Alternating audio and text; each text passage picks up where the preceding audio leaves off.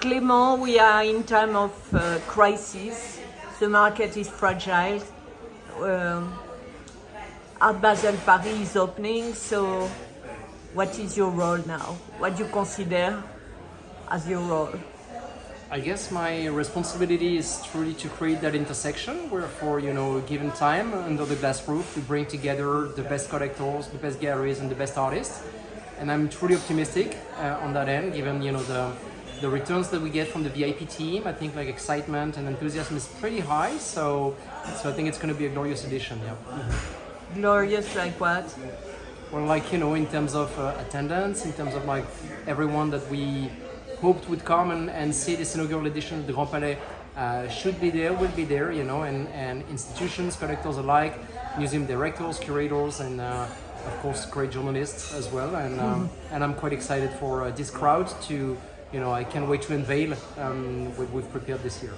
And you said that the fair is more institutional this year.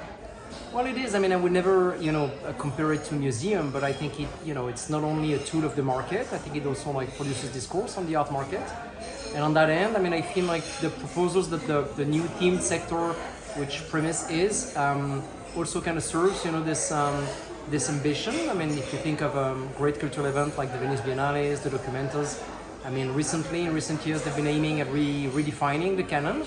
And I think a fair is a place where you understand what are the debates, what is the conversation at the forefront of the field, and what of the art field. What are the intellectual debates? What are the societal issues that artists are struggling with and expressing in their art? And I feel across the fair you'll see many of that. And on that end, you can.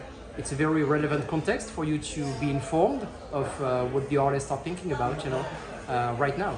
And the fair, Art Basel at least, Art Basel Fair is inside Le Grand Palais, but also a lot outside. A lot of pop-ups, special exhibition. It's quite amazing. Could you speak about that? Yeah, of course. Pertaining to this institutional responsibility I was talking about before. There is of course a duty to speak to audiences far beyond the walls of Grand Palais, and Paris is such a rich context for this.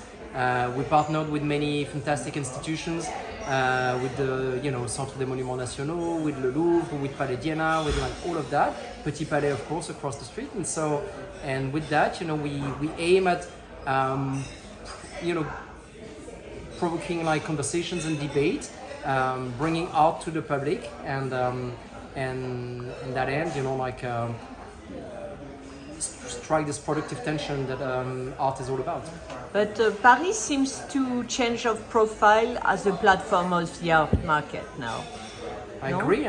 Strictly speaking, the French market is consolidating, at the fourth position globally. It's a known fact that 50% of the art transaction within the European Union happen in France. Paris. And it's new? It's new? No, it's not a new phenomenon, but Paris is experiencing a new dynamism, is repositioning itself, and culturally speaking, it's much more welcoming than it once was, and I think it's to everyone's excitement. Merci. Merci.